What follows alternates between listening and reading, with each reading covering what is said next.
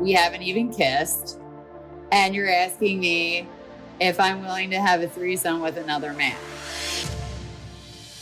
I'm Andrea Gunning. And I'm Ben Fetterman. And you're listening to Dating Diaries, Questions and Confessions.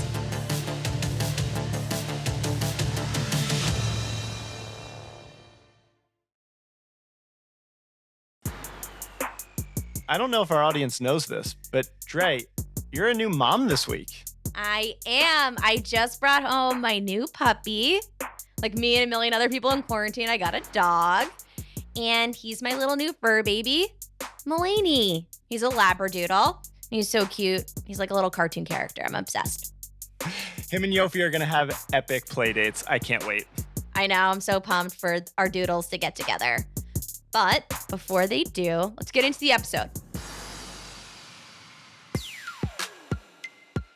Jane is a physical therapy assistant and a mother of 2 young adults. She's a widow, and she's been single for 2 years. With the help of her girlfriends, she started dating again. I go out with my girlfriends. While we were drinking, they're like, why don't you get on Bumble? Because it's easy and it's free. And so I did that. And then I decided that it felt like it was a lot of pressure for me, who's never done it, to then, oh, wait, I have to talk?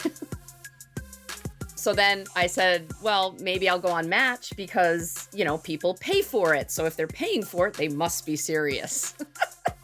Actually, I think they all just have money to burn because they're not really serious.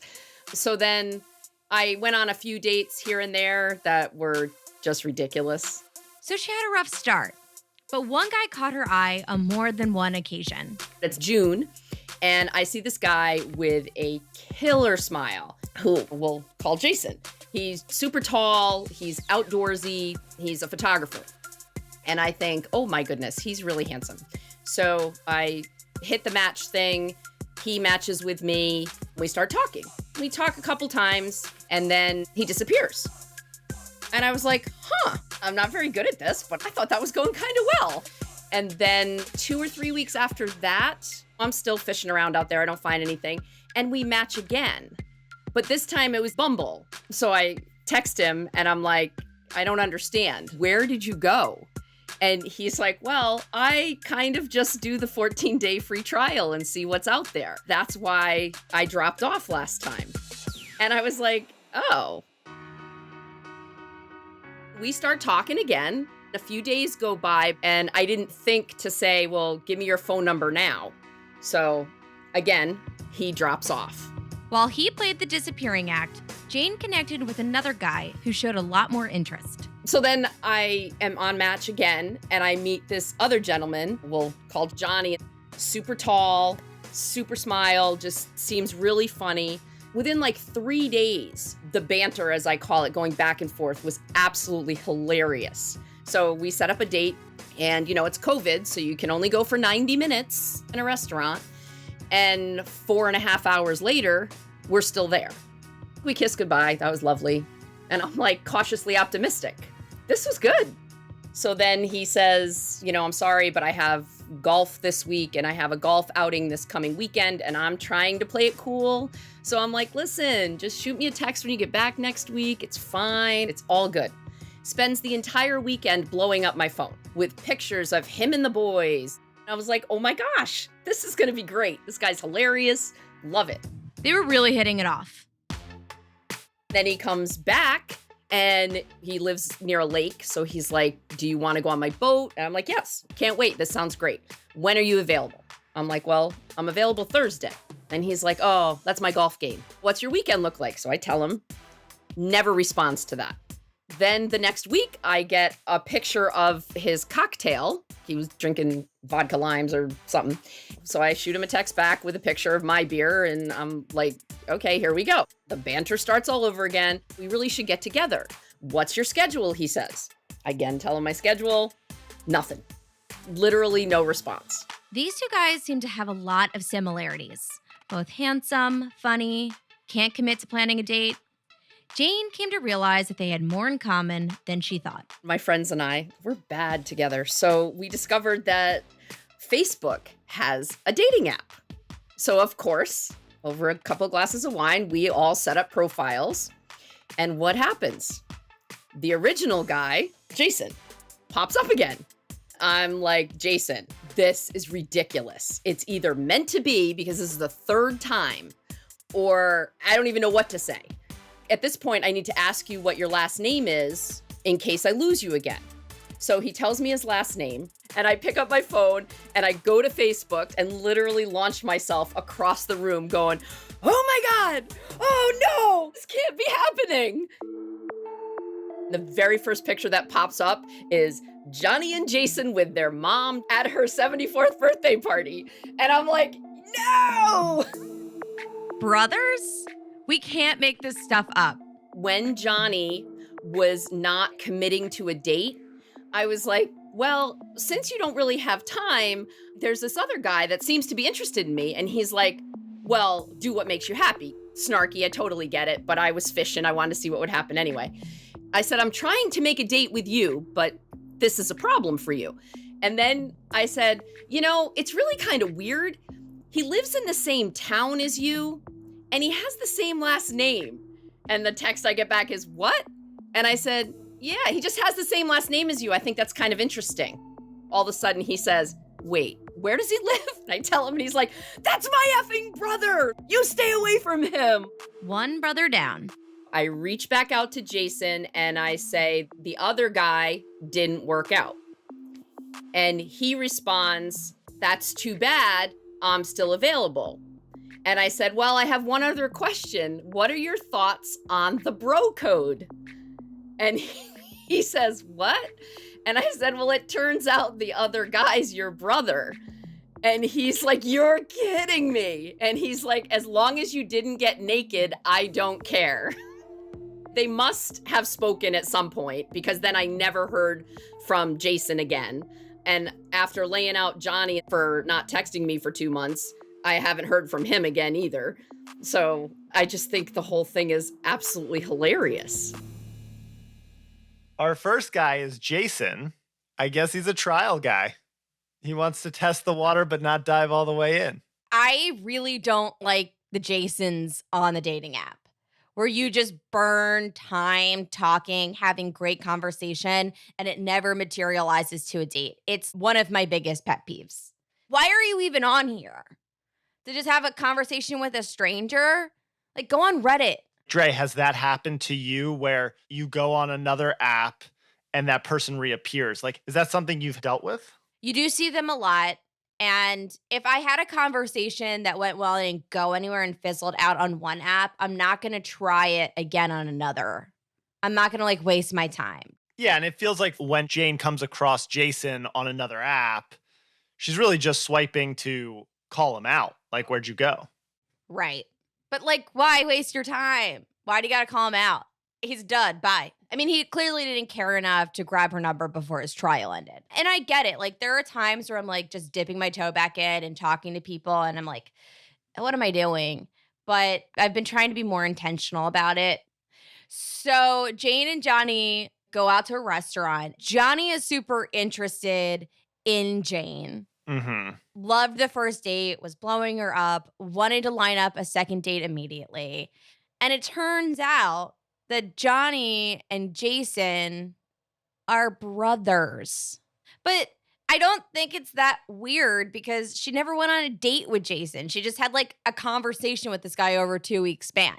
But I have to be honest, I think it's a little weird that she was letting either brother know that she talked to them. It would be one thing if she had went on a date with Jason, but she never went on a date with Jason. Why does Johnny need to know that you talked to his brother for 2 weeks on an app? Like, who cares? I think it's early days for her to get in the weeds of the inner dynamics of this family.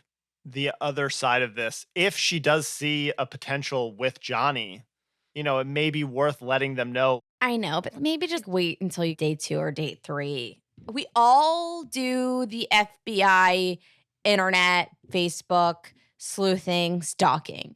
But maybe just like not reveal that after the first date is my point.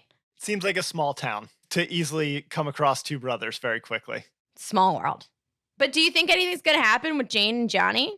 I don't know. The way she described how their first date went, seems like there's possibility there, but it's got to be a turnoff that like he just goes a couple weeks without putting something on the calendar. At least if you are very interested and you have a great date, maybe you should get a date on the calendar. Right. 100%. If you're going to just slam down the rules, it's like, all right, prove it. I think Jane needs to call Judith, the mom. Yeah, just send a light message on Facebook and be like, why are both of your sons commitment phobes? Steph works for a large healthcare company. She's an open book and has no problem sharing her dating history. Early in quarantine, her therapist recommended that she start a blog. I have an amazing therapist. Everyone should have one. And she has a lot of younger clients around my age, younger, just of all ages, single. And it's hard enough to navigate around dating as it is. But with COVID happening, what do? I don't like apps. I'm not used to using them, but it seems like this is my only option now. And she knew, because a lot of our conversations revolve around my dating stories, that I have a lot of experience in this sector. And now I embrace the whole pandemic thing. I wasn't worried about it or nervous. I just felt like, okay, we'll figure it out. So she watched me progress with that and be successful and asked, would you mind putting together a blog and a website for my clients? I'll put it on my website so I can refer them to it. And I got really excited about the idea of being able to help other people through my experience. It's called quarantinedatingqueen.com. And that's going to be the goal, helping her patients. So we asked Steph to share a dating story with us. She did not disappoint. It was on an app. I recognized him. We went to the same college. So we had like some mutual friends, and I just knew that it would be an easier conversation because we have people we could talk about in common. We hit it off right away, great conversation, and he asked me to grab a drink. And I said, of course. So we met, had an awesome first date, and he asked me immediately for a second one. So we saw each other like a week later. It was the beginning. So we are having all those like normal conversation topics that you have when you're trying to get to know someone. But it wasn't long before the conversation took a turn. On the second date, we went to another bar and we started having some drinks, and we were talking about some dating experiences. And then all of a sudden he stopped and he said, okay, I have to put something out there. It is very important to me, and it will make a huge difference of how we move forward. So I was a little nervous by the way he presented the question he was about to ask, but I am curious by nature, and I do not walk away from awkward dates. I embrace them.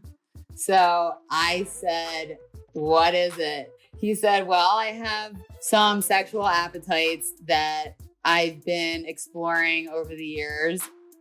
To be honest, I'm slightly confused about my sexuality. I am talking to someone currently about it. But anyway, have you ever had a threesome? Asking about a threesome on the second date? That's bold. I was like, no, have you? And he's like, yeah, I've had quite a few. I'm like, okay, is that what you're asking? Would I have a threesome? And he said, well, yeah, but it's not just that. And I'm like, okay, well, what are we talking about here? Of course you're asking me this question for a reason. Like, what's the scenario? Do you want to be with two girls? He's like, well, no. And I'm like, okay, so is there another man in this scenario? And he said, well, yeah. And I said, okay, well, is it that I am getting to enjoy two men in the room? He said, no. So now I'm like, what is left? And I'm like, oh, so am I there, but you and the other guy are doing something together? And he's like, well, yeah, I really enjoy that. And I was like, okay, that is very good to know. I really appreciate you sharing that. I can come at this from so many different places. I said, if we were in a relationship and you wanted to explore something and we knew each other and we like felt very strongly about each other, then maybe it's something I would out of left field want to explore too. However, I don't see myself participating in this scenario with you anytime soon because we haven't even kissed. And you're asking me if I'm willing to have a threesome with another man. So at this time, my answer is no. That's a lot to handle. Steph had some questions. I obviously decided at this point, like, he is confused, and I'm happy that he's getting help and talking to someone through it so that he can figure out what he needs out of a relationship, but also maybe not bring it up on the second date. If I was on a date with any guy and they brought the topic up to me, no matter what, I would have an issue with it. Why are we talking about this right now? Why is that important for you versus getting to know me? You don't know my middle name. You don't know my cat's name, but this is what you are concerned with. He was like, all right, well, that's fair. And in defense for why he asked so early, he's like, well, that's why I asked sooner than later, because I don't want either one of us to waste our time. And I said, that's kind of incredible that you're letting this one factor be the reason that you move forward with someone or not. I kind of feel like you're going to miss out on some really great people. And he's like, yeah, I'm going to keep doing it. For Steph, it was an odd experience to say the least, but she wasn't alone. That leads into the phone call I got 2 weeks later from one of my friends from high school who also was single and was on another dating app. And she said, remember that guy that you met a couple weeks ago? And I said, yeah. And she said, yeah, I just talked to him. And in the first 20 minutes of our conversation, he asked me that exact same scenario. She's like, we didn't even go out on a first date. We were dying. We were laughing. We thought it was amazing that happened to two of us. All right, Ben, let's just cut to the chase here with Steph. Yeah, let's get to the bottom line of this story. She meets this guy. She goes on a date. Goes really well. Second date comes along, and there's a bit of a hairpin turn. Are you talking about sexual preferences, date 2? Because I think at date 2, there's a possibility it could get physical. Date 2, if it's obviously you guys have chemistry, the sexual tension is starting to build. So then you're doing the mental gymnastics of, am I going to sleep with this person after this date, next date, what's too soon? So I can't fault this guy for cutting right to the chase here. He knows what he wants right now. He's being really clear. He doesn't want to put someone in a situation that they may not be comfortable with. So I had the same thought. I think that he needs to go on a different dating app. I think he needs to go on Field, which is more of like a sexual preference dating app. And it seems like he just may be on the wrong app for what he's looking for right now. Mm-hmm. Because I totally understand where Steph's coming from, where it's like, we're in this getting to know you phase and we're building sexual chemistry. And now all of a sudden, this dynamic is about your sexual preferences as opposed to building a connection between the two of us. So neither one of them are on the same page. He's in a tricky situation because let's say he does want a relationship with somebody. Right. 4 or 5 months goes on and they're in a relationship and things are really great. And then he springs that on her. And she's kind of like, well, how long have you known this? And he's like, before I met you. She may feel misled. It's better to be clear about what you're looking for up front than get stuck wasting each other's time. They're obviously not in line. It's not going to work out. But someone who's open and more fluid with their sexual life and their sexual experiences will be right for this guy and is not going to be like weirded out by that ask. It's interesting because Steph's like, this three-way is about you getting pleasure and not me getting pleasure. We haven't even kissed. And now We have to talk about this intimate experience where it's not about the two of us connecting. It's about me watching you deal with your sexual stuff before we've even had that. So it's a lot to put on someone when you first meet somebody. Maybe the way to handle it, Ben, is like, listen, I have a lot of sexual interests that are really fluid.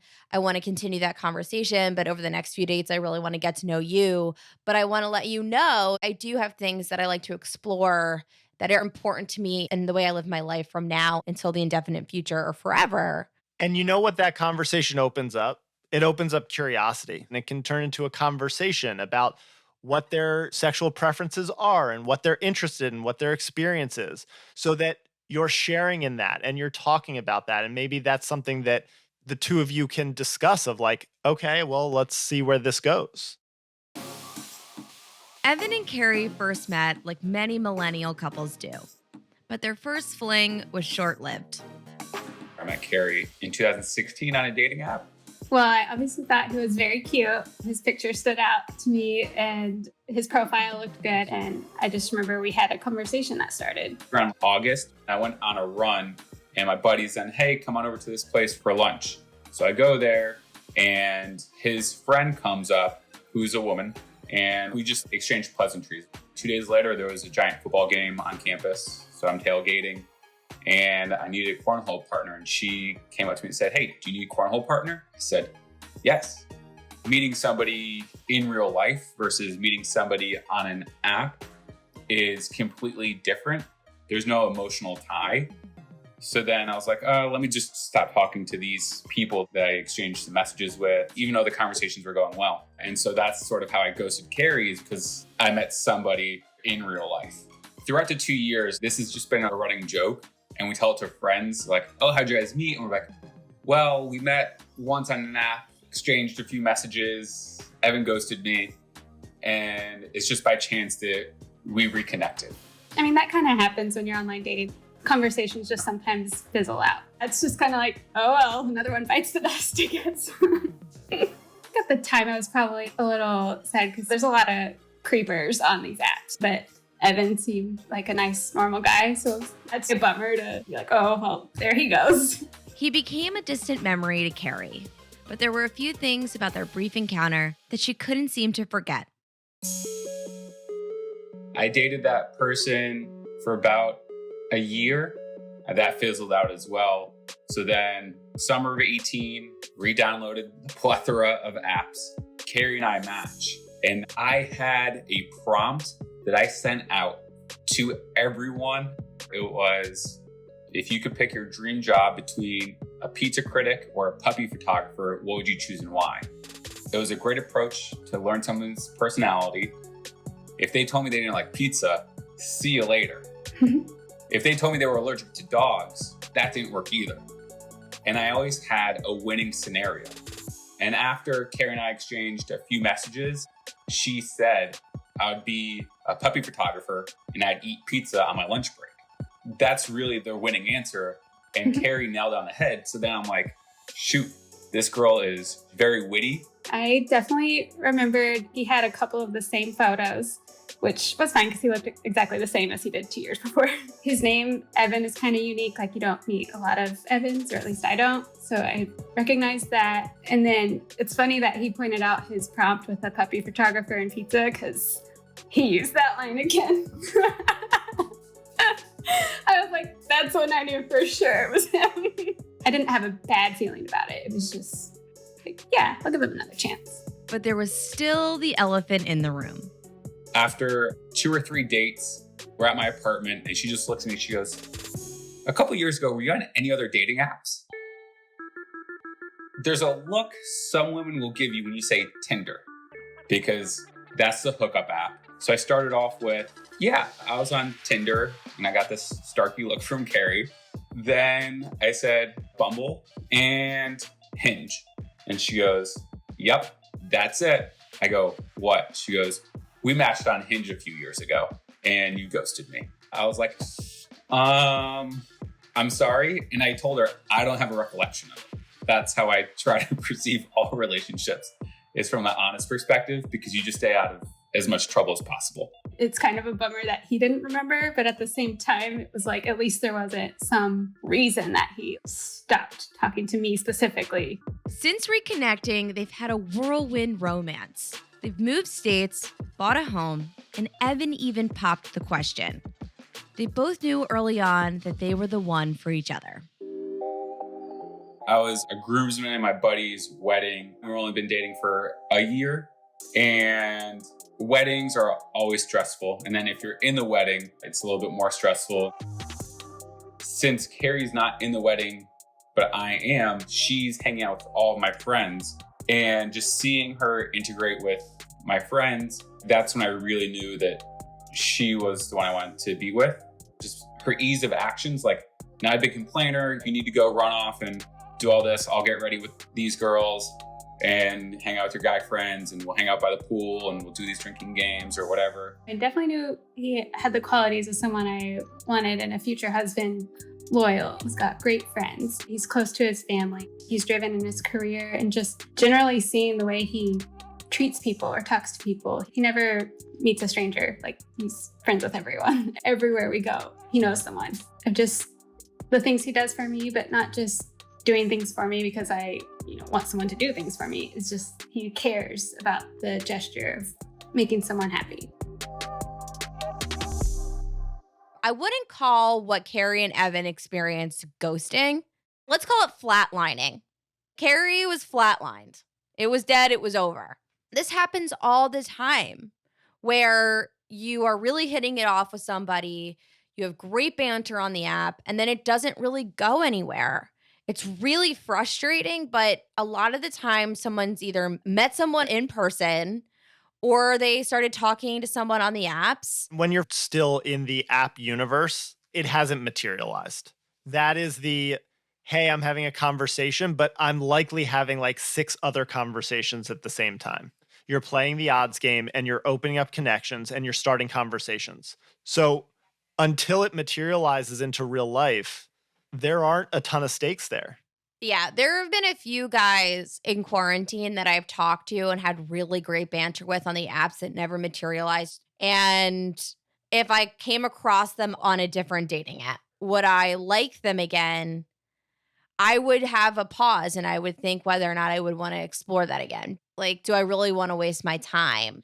But it clearly left a mark on her. I mean, he stood out to her. To quote her, she was dealing with a lot of creepers on the apps. Yeah. And Evan stood out. His one-liner didn't change for 2 years. Don't fix it if it ain't broke, you know?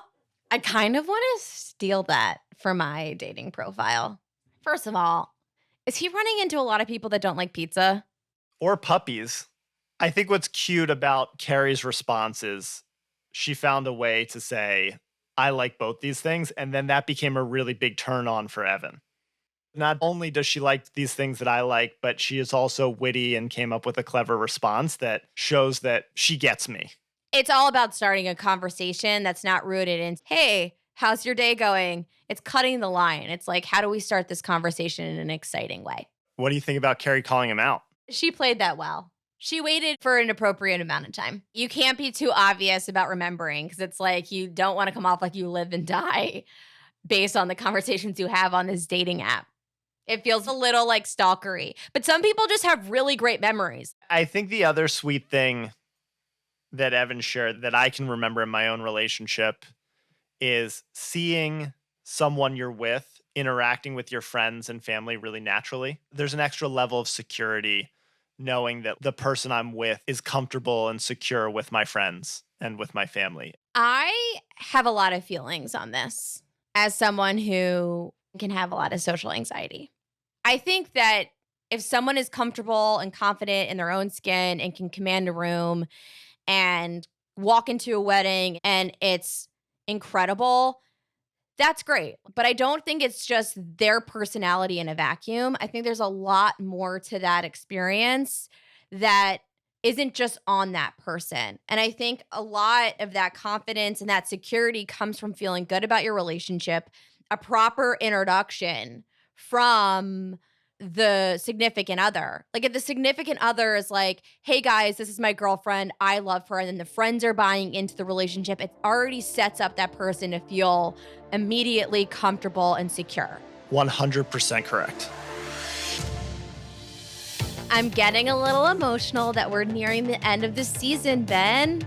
I know. This show is always the highlight of my week, but we still have 2 episodes left, and we're always looking to hear from you guys. Yes, keep emailing us at datingdiariespod@gmail.com and following us on social media at datingdiariesqc.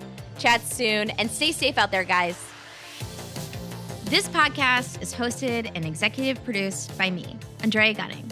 Executive produced by Nancy Glass, Ben Fetterman, and Carrie Hartman. Produced by Julie Clark and Brianna Fars. Edited by Matt Del Vecchio. Thanks to production coordinator Megan Paisley. The show is mixed by Dave Saya. Special thanks to Mybe Music. Some names have been changed to protect privacy.